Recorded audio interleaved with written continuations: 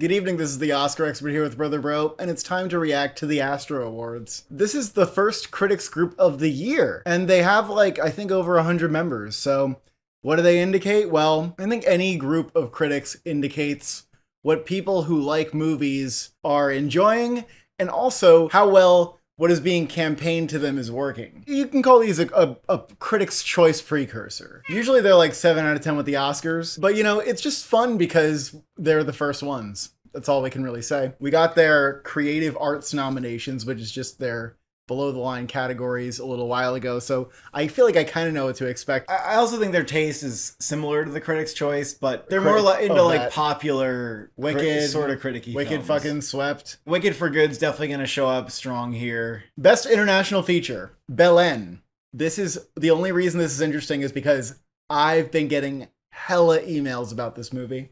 Wow. I've been getting emailed a lot. Amazon's doing something with this movie. They're trying to campaign it to, I guess, the Astras and the Critics' Choice. I was going to put that as like a dark horse because I was like, all right, they're like trying to get this movie out there, and look at it appear here. What are they sending you besides screeners? Emails about it. So the rest are, it was just an accident, no other choice, sentimental value, Surat, and The Secret Agent. So the 5 Neon films. No Hinra Job. Yeah. But that was late. Like, that just got on the platform for CCA. Best documentary, Cover Up, It's Never Over, Jeff Buckley, My Mom, Jane, Orwell, 2 + 2 = 5, Perfect Neighbor, Zodiac Killer Project.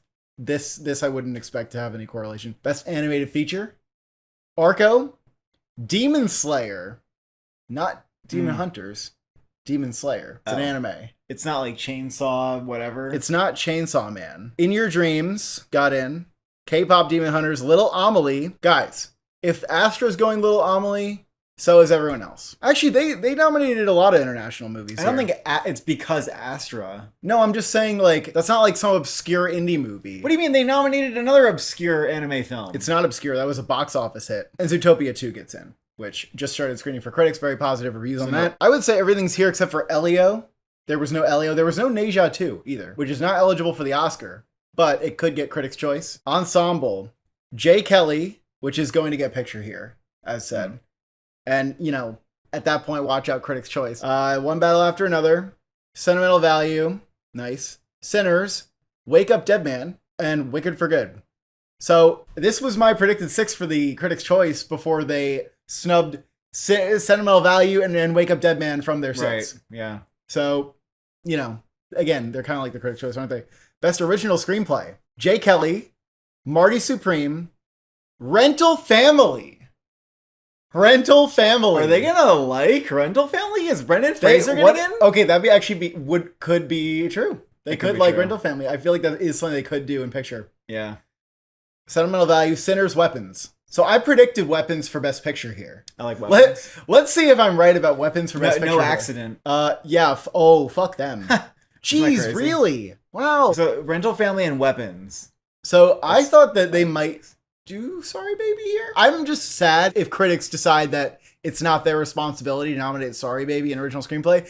Guys, it is your responsibility to nominate Sorry Baby in original screenplay, and shame on those who don't. Shame on those who don't. I will do my part for Critics' Choice. Adapted screenplay. We got to win here. No other choice. No Other Choice is in. Yeah. And guys, Accident didn't make original. Yeah. No Other Choice. It might be the favorite. Has a better shot at Critics' Choice than Accident. Is it the favorite international film? Because Sentimental Value. No, Sentimental Value is going to do well here. Don't get it twisted. No. That's true. Begonia, Frankenstein. Yeah, Frankenstein. Oh, I'm telling you guys, Frankenstein's getting a screenplay nomination at the Oscars. I'm not sure. I think it's going to happen. One Battle After Another and Train Dreams. First of all, Train Dreams, that's having a pretty good week, I would say. Wait, no Wake Up Dead Man. Yep. Wow. Yep. And I've already taken that out. Even before this video, I said No Other Choice is in, Begonia's in, Wake Up Dead Man's out. So just so you know, the Astros did not nominate Knives Out or Glass Onion for Best Picture. They actually didn't nominate Knives Out for screenplay, but they did nominate Knives Out too. Okay. So okay, well, we gotta put that into context. But I do wonder if Wake Up Dead Man is just like, that's not going to get into Best Picture. Why are we even trying, guys? We've already nominated the other movies. Best Director. Also, Wicked did not get screenplay. Yeah. By the way, they gave Wicked Best Picture. They gave the first Wicked Best Picture and showered it. They gave it a nomination in every single category, if I'm not mistaken. And guess who won Best Director? Chew. And guess who's not nominated in Director? Wicked is crashing out. Like, the fact that it's not even getting nominated for things that it won. That's crashing out, yeah. That actually, yeah, you're right. Yeah, that's not good. Chloe Zhao, Guillermo del Toro, Joachim Trier, Josh Safdie, Paul Thomas Anderson, Ryan Coogler. Yep. That's 6 I have predicted for Critics' Choice, isn't it? Yep. And Joachim Trier, okay? So sentimental value, very strong with critics groups, as we thought. You know, no other choice didn't get it, but of course, I don't believe I don't think we're there yet. Best supporting actress in a motion picture comedy musical, I'm gonna kill myself. Why? They fucking split all the categories? What? Ha. So some of these awards bodies, like, there's too many categories. And also, now I can't glean anything from this. So, dear Astra, you want to be a Critics' Choice precursor. If you are splitting your nominations into 2 categories, everybody gets in, and we don't know what to do with them. However, what you do is for your publicity, Astra, you get to invite more celebrities to the ceremony. I guess I don't know if that's the goal. Oh, that's absolutely the goal. I can't think of another reason for it. All right, so look. Right, like we had to go through a bunch of categories. We were like, who cares? Best horror performance? What? And then finally we got to like best screenplay. So it's a circus. It's a monkey show. They have best second unit director, best casting, and best ensemble. And it's like, at a point, I can't believe we added more categories this year. Anyway, Ariana Grande for Wicked for Good, Glenn Close for Wake Up Dead Man, Gwyneth Paltrow for Marty Supreme, Odessa Azion for Marty Supreme, Regina Hall for One Battle After Another, and Teyana Taylor for One Battle After Another. Is there anybody who I can think of that like missed this? This isn't even a category of the Golden Globes that's split this way. I guess that's everybody, and that's kind of the point, isn't it? Best supporting and Wake Up Dead Man actor in a comedy musical: Adam Sandler, Jay Kelly, Benicio del Toro, Jonathan Bailey, Wicked for Good, Josh O'Connor, Wake Up Dead Man, Keanu Reeves for Good Fortune, and Sean Penn for One Battle After Another. They could have nominated Akira Emoto. Yeah, best actress in a motion picture comedy musical: Amanda Seyfried for Ann Lee, Chase Infinity, Cynthia Erivo, Emma Stone Begonia, Eva Victor for Sorry Baby. Well, there you go. And Rose Byrne, Five Legs I Kick You. Who's not here out of the 6 that we have predicted for the Golden Globe? It is Kate Hudson. Maybe a little late. You know, maybe it hasn't taken off yet. I don't know. I mean, that movie could be nothing. I'm still open to that movie being nothing. But Eva Victor is a good nomination here. Best actor in a motion picture comedy musical: Brendan Fraser, Rent a Family, George Clooney, Jay Kelly, Jesse Plemons, Begonia, Lee Byung-hun for No Other Choice, Leonardo DiCaprio, and Timothée Chalamet. So Ethan Hawke is not here. Ethan Hawke's not Is there. he in drama? Do they consider that a drama? Were people confused as to whether See, or not it was a drama? That could be a problem. People being confused. Like, what category do I put something in? Well, actually, no, because I think they check off boxes. If he's not in drama, we can sound the alarms. But I do like that Lee Byung-hun is here. I mean, look, if the Astras do it and the Golden Globes don't, I'm in upside down land, right? Why? No Other Choice is a popular movie. It's popular. The Golden Globes are the ones who nominate the international films now. I guess. They're going to nominate Lee Byung-hun in comedy actor, right? That'd be insane if they didn't. Supporting actress in a drama: Amy Madigan, Weapons, Elle Fanning, Sentimental Value, Haley Steinfeld for Sinners, Wunmi Musaku for Sinners, Inga Ibsdottir Lilius for Sentimental Value, and Nina Hoss for Hedda. Nina Hoss is a good pick. Yeah, it's good. You know who's not in there is Emily Blunt in The Smashing Machine.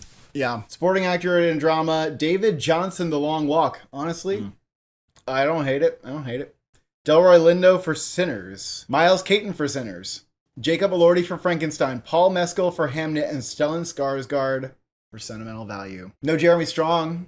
Springsteen is dead. Bet the house against him. Actress in a drama: Jennifer Lawrence, time I love, Jessie Buckley Hamnet, Julia Garner Weapons, Renata Rhymes for Sentimental Value, Sydney Sweeney for Christie, and Tessa Thompson for Hedda. A little inspiration for the Golden Globe drama category. You know who's not there? Julia Roberts. Roberts for After the Hunt. After the Hunt. Yeah. That's right. That's 5 out of 6 of what we think is getting nominated for the Golden Globe. Yeah. And then Best Actor Drama. Okay, so Ethan Hawke just did not get nominated. Yeah. Period. Kind of weird. I don't think he'll miss the Globe, though. That'd be a bizarre fumble. Best Actor is Dwayne Johnson, Smashing Machine, who gets in when Emily Blunt didn't. Dylan O'Brien for Twinless. And yes, he is lead. Very good. He is lead. Jeremy Allen White, Springsteen. Joel Edgerton for Train Dreams. Michael B. Jordan for Sinners, and Wagner Moura for The Secret Agent. That's nice. No Daniel Day-Lewis for Anemone. This is 5 out of 6 of what I have for the Golden Globe, actually. Mm-hmm. Dylan O'Brien's not getting the Golden Globe nomination, so we'll see who can take his slot. Best Picture Comedy Musical, Begonia, Jay Kelly, Marty Supreme, No Other Choice, One Battle After Another, and Wicked for Good. This is what I have predicted for the Golden Globe, too. Very funny. I think Ann Lee is here? Ann Lee is not here. I recently took Ann Lee out and put Wicked back in for the Golden Globe. But I am interested to see if the Golden Globe will do a swap there. And no Wake Up Dead Man. Huh! That's right. Yeah. That's right. I would say, that's a decent underperformance, but they had a lot of good options in comedy this year. No Other Choice really made it. I mean, I guess all it beat out is really, Wake Up Dead Man and Testament of Ann Lee. It's not nothing for it to beat out those movies. It's not nothing. Man, I'm telling you, if you're an international film and you're getting all these nominations from the Astras, you're in the awards. You're deep in the awards conversation. Decision to Leave would have did not. And it would never. No, it's definitely different than Decision to Leave. And people refuse to acknowledge that, but they should. And Best Picture Drama is Frankenstein, Hamnet. It Was Just an Accident? Wow, with you no other nomination, or with nothing. International film. Not a damn thing. Well, international film. Yeah, I know, but not a damn thing. Okay. Not a damn thing. Not a damn thing. That's not screenplay. Screenplay? Like Weapons. You did Weapons, and Weapons is not in drama. Also, F1 got shut the fuck out of the Astros and in the Below the Lines as well. No editing for that. No cinematography, whatever. Sentimental Value, Sinners, and Train Dreams. Okay, so Train Dreams. Let's compare this to what we think is happening with the Golden Globe. We have Avatar instead of Train Dreams. Very possible, as they have not seen Avatar. All these voters did not see Avatar. Mm-hmm. So that's actually still a question mark. Train Dreams is having a good time, though. We have to look out to see if that can get into Best Actor and Best Picture at the Golden Globes and the Critics' Choice. But with 6 slots in Adapted Screenplay, with 6 slots in Best Drama Actor. What I'm saying is, we can't really be surprised that Train Dreams made 6 slots. I mean, what did Train Dreams beat? It beat, Weapons and F1. Because it didn't beat Avatar. It beat The Secret Agent. Yes. Right. And so, also, Neon gets 3 movies in, and The Secret Agent is number 4. It is not in drama. House of Dynamite, not a single nomination. Oh, that movie is deader than your grandma. Okay, so, once again, the Golden Globes are not passing up on the Neon films that have been nominated here. And you know what? Congrats to the Astras for nominating 3 international films. What else is there? I mean, they had 12 slots. You normally have 10. Now they have 12. They nominated 3. That's pretty good. I do feel like we've entered an era for international films where they're a really big part of the conversation, and it feels possible that multiple of them can get into a best film category. This is new. This is a new sort of thing. And props to Neon, because I really think Neon has single-handedly made this happen. With Parasite, Anatomy of a Fall, really rolling out the red carpet for these Cannes dramas. 4 international films were represented in non-international categories here, if you include Wagner Moura. And it goes all the way down to Astra. And it's it makes sense, because in prior years, when we weren't considering the international films very heavily, it was kind of let's nominate some bullshit instead, right? Let's nominate a bullshit film because, we're just going to pretend that international films don't exist. And now that's well, of course you have to nominate No Other Choice, and It Was Just an Accident, Sentimental Value, because those are the year's best films. Oh, but hold on. We can gloat a little bit here, because a lot of people were there's just no other choice. I don't know what to do with that. Send it away. A Decision to Leave. And they just kind of pushing it back. It was coming out of the couch, pushing it back into the couch. And they were there's only room for Sentimental Value, and It Was Just an Accident, guys. No Other Choice. It's a pipe dream. It's a hope diction. Look, I'm telling you, if it does this well here. Well, hold up. Every film did well here except for Ann Lee. No, but what I'm saying is some people didn't even think No Other Choice was one of the films in the conversation. Some people don't have that in the top 15 right now. It did. If you don't have No Other Choice in your top 15, you're out of step. No, but it's top 10. If you don't have Train Dreams in your top 15, you're out of step. It's top 10, dude. It is. It's getting nominated. I think there's a clear top 15. I actually agree with you. There's 15 movies that are contending for Best Picture and nothing else. Weapons, F1, that's where you have to go if you're going past 15. It's over. Yeah. There's a clear 15. Ann Lee's not having a good week. But you could argue it's just a slow starter. It's coming out later in the year. I don't believe in An Lee. But honestly, after I saw An Lee, I was like, yeah, I wouldn't be surprised if that's not that big of a contender outside of Seyfried. And maybe like 1 or 2 techs. And look, that was true at Astra. Like, they didn't nominate it very much. They didn't do it in 6 slots for comedy musical. It was really the only film that was glaringly absent in certain categories, right? Again, I don't really like this comedy or musical thing like that. Why are we establishing that now when that's essentially just a Golden Globes tradition based on like the genres of movies that existed when that was established, and it's kind of only around as like a legacy thing. Like, why establish that for a new awards show? It's a legacy category division that in our modern day makes no sense. Why does it make no sense? Because half the fucking films in there aren't even comedies. Okay? They're just movies.